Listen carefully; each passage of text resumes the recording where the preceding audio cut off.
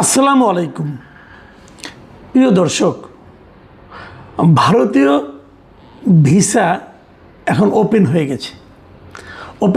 মানে আগেও ছিল ওপেন, কিন্তু সেটা আগে ছিল চিকিৎসার জন্য যারা যেতে চাইতেন তাদের জন্য, এবং যারা ব্যবসায়িক কাজের জন্য যেতে চাইতেন অথবা শিক্ষার জন্য এগুলো খোলা ছিল। কিন্তু পর্যটনের জন্য ভারতীয় ভিসা এতদিন, গত 2 বছর শেখ হাসিনা সরকারের পতনের পর থেকে বাংলাদেশিদের জন্য ভারতীয় ভিসা বন্ধ ছিল।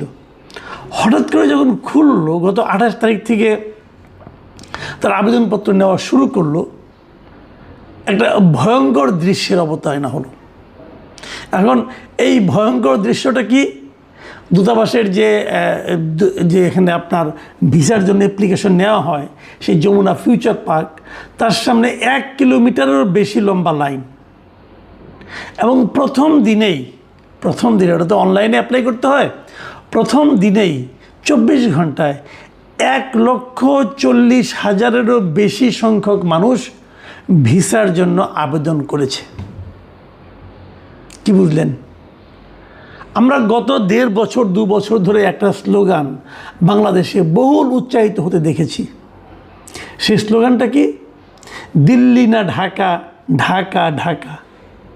মানে আমরা দিল্লির সঙ্গে কোনো সম্পর্কই রাখবো না, আমরা ভারতের সঙ্গে কোনো সম্পর্কই রাখবো না। ভারত খুব খারাপ দেশ, ভারতে আমরা যাব না, ভারতে যাওয়ার দরকার নাই, ভারতীয় পণ্য ব্যবহার করব না। নানা ধরনের উত্তেজনা তৈরির জন্য নানা ধরনের চেষ্টা দেশ থেকে বিদেশ থেকে বারবার করা হয়েছে। মানুষ তার দ্বারা প্রভাবিত হয়েছে কি হয়নি বোঝা যায়নি ভালোভাবে। কিন্তু এবার আমরা এই যে দৃশ্যটা, যে ভারতীয় পর্যটন ভিসা, এদের কিন্তু কোনো না গেলেও চলে। গত 2 বছর কিন্তু এনারা কেউ যান নাই, মানে পর্যটনের জন্য, বিনোদনের জন্য, যেটা নাকি খুব জরুরি কোনো ব্যাপার না, সেটার জন্য 24 ঘন্টায় প্রায় 1.5 লাখ মানুষ হুমড়ি খেয়ে পড়েছে ভারতীয় ভিসা পাওয়ার ওয়েবসাইটে। সার্ভার হ্যাং হয়ে গিয়েছিল এক পর্যায়ে। এই মানসিকতাকে আপনি কিভাবে ব্যাখ্যা করবেন? এই আলোচনাই করতে চাই।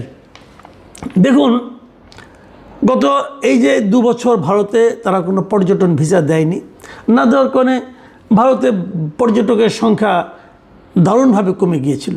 আমরা জানি, বিভিন্ন তথ্যের সূত্রে আমাদের খবর যেটা আছে, ভারতে প্রতি বছর যত লোক পর্যটক যায় বিভিন্ন দেশ থেকে, তার মধ্যে সবচেয়ে বেশি লোক যায় বাংলাদেশ থেকে। কেন যায় এরা? যায় একটা মাত্র কারণ, আমি যেটা বুঝি আর কি, পর্যটকদের জন্য, যে এর চেয়ে কম খরচে অন্য কোনো দেশে বাংলাদেশের পর্যটকদের যাওয়ার সুযোগটা নাই। আমাদের দেশে 3 দিকে হলো ভারত, একদিকে সমুদ্র, আর সমুদ্রের পাশে ছোট্ট একটু দিক আছে যেটা হলো মিয়ানমারের সীমান্ত। মিয়ানমারের সীমান্ত দিয়ে পর্যটনের উদ্দেশ্যে মিয়ানমারে যাওয়া যায় না। আর এখন ওই সীমান্তটা খুবই উত্তপ্ত, ওখানে রোহিঙ্গাদের, ওখানে তারা এসেছিল, ওটা আরাকান আর্মিদের দখলে আছে, ওখানে যুদ্ধ চলছে, কিন্তু ওখান দিয়ে কেউ যায় না। তাহলে একমাত্র আমার দেশ থেকে বিদেশে যে কোনো জায়গায় আপনি যেতে চান, প্রথমে আসবে ভারত, সীমান্তটা পার হলেই ভারত। কাজেই ভারতের প্রতি একটা বিশেষ আগ্রহ মানুষের মধ্যে থাকতেই পারে, এবং সবচেয়ে কম খরচে এখানে যাওয়া যায়। আপনি যদি স্থল পথে যান, যে ভারতে যেখানে আপনি যাবেন, আপনি 1,500-2 হাজার টাকা খরচ করলে আপনি কিন্তু ভারতের এই শহর পর্যন্ত যেতে পারবেন। এখান থেকে বিভিন্ন পথ দিয়ে যাওয়া, কলকাতা দিয়ে যাওয়া যায়, ওইখান দিয়ে আপনার কি বলে শিলিগুড়ি দিয়ে যাওয়া যায়, ওদিক দিয়ে যদি কেউ দার্জিলিং যায় তারা ওদিক দিয়ে যেতে পারে, ওদিক দিয়ে আগরতলা যাওয়া যায়, খুব সহজেই যাওয়া যায়, খুব বেশি একটু দূরত্ব নয়। আর যদি আপনি বিমানে যান তাহলে তো কলকাতা যেতে মানে উঠতে উঠতে বিমান নেমে যায়, মানে 40 মিনিটের বেশি লাগে না বিমানে। কাজে এটা কাছে, খরচ কম, ওখানে ভাষার সমস্যাটা কম। বাংলা ভাষা, আপনি যদি পশ্চিমবঙ্গে থাকেন বাংলায় কথা বলতে পারবেন, এর বাইরে গেলে হিন্দি, ইংরেজি। আমাদের দেশের মানুষরা বাংলার পরে হিন্দি ভালোই বুঝে, হয়তো বলতে পারে না, বুঝে। কাজেই সেটাও একটা কারণ কিন্তু হতে পারে। সাংস্কৃতিক একটা যোগাযোগ আছে, কিন্তু হিন্দি সিনেমা তো আমরা সবসময় দেখি টিভিতে। কাজে এইগুলি সবগুলি কিন্তু এক একটা কারণ হতে পারে। আবার ধরুন, ভারতের দেখার মতো অনেক আছে, ভারত অনেক বড় দেশ, যারা পর্যটনের জন্য যায় তারা যদি মনে করেন বরফ দেখতে যায়, বরফ দেখতে পারে। ভারতে দেখার মতো অনেক কিছু আছে। অনেকে কেনাকাটা করতে যায়, ঈদের কেনাকাটা অথবা বিয়ের কেনাকাটা, অনেকে ভারতে যায়। কিন্তু এই সমস্ত কারণে ভারতে, কিন্তু এইগুলো কোনোটাই কিন্তু একদম কম্পালসরি না। এটা না হলে মানুষের জীবন বাঁচবে না তা কিন্তু নয়। দেখুন গত 2 বছরে ভারতে এই পর্যটকরা যেতে পারেনি। না যেতে পারে আমাদের দেশে মানুষরা কি সব মারা গিয়েছিল? আমাদের দেশের ধরেন সীমান্তবর্তী এলাকাগুলো, আমাদের এখানে লোকজনকে ব্যবসা পাতি সব গুটিয়ে ফেলেছিল, তাও তো গুটায়নি। আমাদের মানে মানুষের মন কি খুব খারাপ থাকতো আমি যেতে পারছি না? তাও কিন্তু নয়। তাহলে সমস্যাটা কাদের হয়েছিল? সমস্যাটা কিন্তু ওদের হয়েছিল। কলকাতায় যে এলাকাগুলিতে বাঙালিরা যে থাকে, যে নিউ মার্কেটের আশেপাশে সদর স্ট্রিট, এই যে জায়গাগুলো আছে, এই জায়গাগুলোতে গত 2 বছরে ব্যবসা বাণিজ্যের ধস নেমেছিল। এবং ভারতীয় পত্রপত্রিকায় এটা নিয়ে নানা রকম রিপোর্ট হয়েছে। 2024-25 অর্থ বছরে এই ব্যবসায়ীদের 1000 কোটি রুপির মতো ক্ষতি হয়েছিল। তাদের মুনাফা এটা হতে পারে, এটা ব্যবসাটা হয়নি।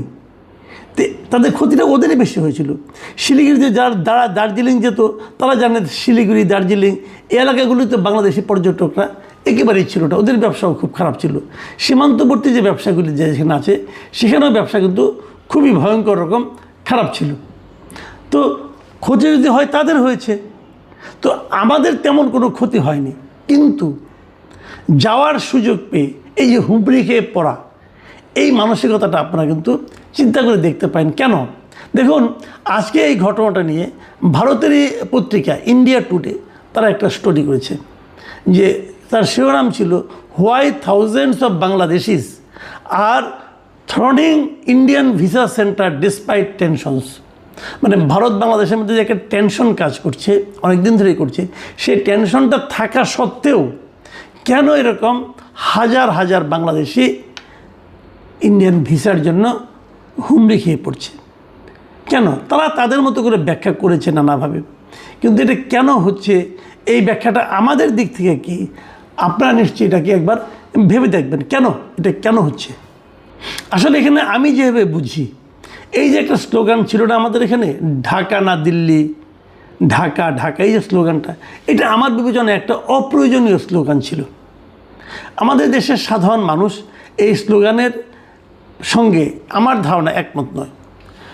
আমরা ভারতের করদ রাজ্যে পরিণত হয়ে গেছি, এই ধরনের একটা কথাও কিন্তু দীর্ঘ সময় বলা হয়েছিল, যে ভারতের কাছে আমরা নতজানু হয়ে থাকি। এটাও বলা হয়েছিল আগের সরকারের আমলে, বিশেষ করে আওয়ামী লীগ সরকারের আমলে এই ধরনের ওদের বিরুদ্ধে এটা একটা কমন প্রচারণা ছিল। কোনো সন্দেহ নেই যে আওয়ামী লীগ সরকারের সঙ্গে ভারত সরকারের এক ধরনের সখ্য, এক ধরনের বন্ধুত্ব, ভালোবাসার সম্পর্ক ছিল। সেই সম্পর্কটা মাঝে মাঝে আমরা বিব্রতই হতাম, কারণ যখন আমাদের কোনো মন্ত্রী বলতো ভারতের সঙ্গে আমাদের স্বামী স্ত্রীর সম্পর্ক, এটা শুনতে আর যাই হোক আমাদের ভালো লাগতো না, কিন্তু উনি বলে আনন্দ পেতেন। আমাদের ওই সময়কার প্রধানমন্ত্রী শেখ হাসিনা বলতেন, ভারতকে যা দিয়েছি ভারত চিরজীবন তা মনে রাখবে। হয়তো সেই মনে রাখারই প্রতিদান ভারত এখন দিচ্ছে আওয়ামী লীগের সেই পলায়নকারী লোকগুলো, যে নেতাগুলো, ওদেরকে ভারত তাদের এখানে আশ্রয় দিয়ে রেখেছে। এটা হতে পারে প্রতিদান, কিন্তু এগুলো আমরা খুব এনজয় করিনি। কিন্তু এর সঙ্গে আমাদের সরকার ওদের সরকার কি করছে না করছে, এর সঙ্গে কিন্তু ভারতের জনগণ এবং আমাদের জনগণের মধ্যে কি সম্পর্ক, সেই সম্পর্কটা কিন্তু নির্ভর আসলে করে না। যারা বিএনপি করতো তারা কি ভারত যেতেন না?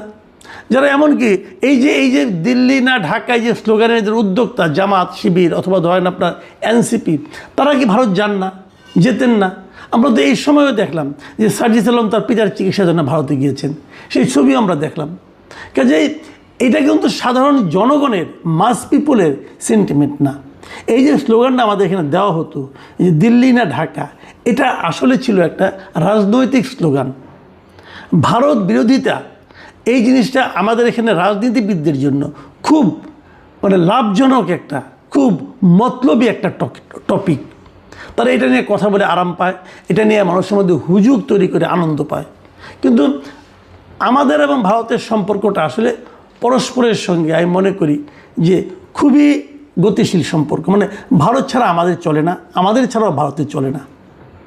ভারত যতই বলুক তোমাদের আমাদের লাগবে না, ভাই এই যে আপনাদের কত অর্থ বছরের যে অবস্থা, কলকাতার যে দোকানগুলির যে অবস্থা, বিভিন্ন সীমান্তবর্তী এলাকাগুলির যে অবস্থা, পর্যটনের যে অবস্থা, যে দেশের সবচেয়ে বেশি পর্যটক আপনার দেশে আসে, তাদের ছাড়া আপনাদের চলবে কেন? এটা একটা ইনকাম না আপনাদের? এটা একটা বড় ইনকাম। আপনাদের হলে আমাদের লাগবে, আবার ধরুন আমাদেরও কিন্তু ভারতকে লাগবে, কারণ আমরা বিভিন্ন কিছু ভারত থেকে ইম্পোর্ট করি। যখনই আমাদের কোনো ধরনের খাদ্যপণ্যের সমস্যা হয়, চাউলের সংকট হয়, পেঁয়াজের সংকট হয়, আমরা কিন্তু ভারত থেকে ইম্পোর্ট করি, কারণ সেখান থেকে ইম্পোর্ট করতে গেলে আমাদের খরচটা কমে যায়। তো ওইখান থেকে ভারত থেকে কোনো পণ্য আমাদের এখানে কিনলে পরে আমাদের স্বাধীনতা বিলুপ্ত হয়ে যায় না। আবার ভারতকে সব কিছু দিয়ে দেওয়ার যে মানসিকতা, যেটা নাকি শেখ হাসিনা আমলে ছিল, সেটাও আমাদের জন্য আনন্দ, আমাদেরকে কোনোরকম আনন্দ দেয় না, ওটাও আমরা চাই না। আমরা আমাদের স্বাধীনতা সার্বভৌমত্বকে রক্ষা রেখে, টিকিয়ে রেখে আমরা ভারতের সঙ্গে সম্পর্ক রাখতে চাই। আমাদের প্রতিবেশী দেশ, অবশ্যই আমরা ভারতে যাব, কারণ কম খরচে পর্যটন ওখানেই আপনি করতে পারবেন। কোথায়? এই যে বড় বড় এই যে আপনার 1 কিলোমিটার লম্বা লাইন হলো যমুনা ফিউচার পার্কের সামনে, মানে ভিসা কেন্দ্রের সামনে, এখানে তো কেউ স্লোগান দিল না দিল্লি না ঢাকা, তোমরা দিল্লি যেও না, কেউ তো বললো না। কেন বললেন না আপনারা ভাই? আপনারা তো মহাবিপ্লবী, এই এনসিপির কথা বলছি, এই জামাত ইসলামের কথা বলছি, দিলেন না কেন? আমার তো ধারণা ওই লাইনের মধ্যে বহু এনসিপির সমর্থক এবং জামাতের সমর্থককে পাওয়া যাবে। কাজেই এটা, এই যে গায়ের জোরে ঝগড়া করা, পায়ে পা দিয়ে ঝগড়া করা, এটা জরুরি না আমাদের জন্য। আমরা পারস্পরিক সহাবস্থানে বিশ্বাস করতে চাই। আমরা চাই যে প্রতিবেশীর সঙ্গে আমাদের সুসম্পর্ক বজায় থাকুক, কারণ সেটাই দুই দেশের জনগণের জন্য ভালো। দুই দেশের সরকারের জন্য কি ভালো কি মন্দ ওটা ওনারা দেখুন, ওটা নিয়ে আমাদের মাথা ব্যথা নাই। আমরা আমাদের ভালোটা বুঝতে চাই। এই যে 2 দিন পর পর পুশ ইন পুশ ব্যাকের যে খেলা চলে, এটা আমরা জনগণ এনজয় করি না। এটা সরকারের উচিত সরকারি পর্যায়ে এইসব মীমাংসা করা। আমি এই যে 1.5 লাখ একদিনে পড়েছে ভিসার আবেদন, এটা দেখে আমি খুব খুশি হচ্ছি, তা আমি খুব দুঃখিত হচ্ছি, কারণ আমাদেরও একটু ধৈর্য থাকা দরকার ছিল। আমরা কেন পাগলের মতো আচরণ করছি?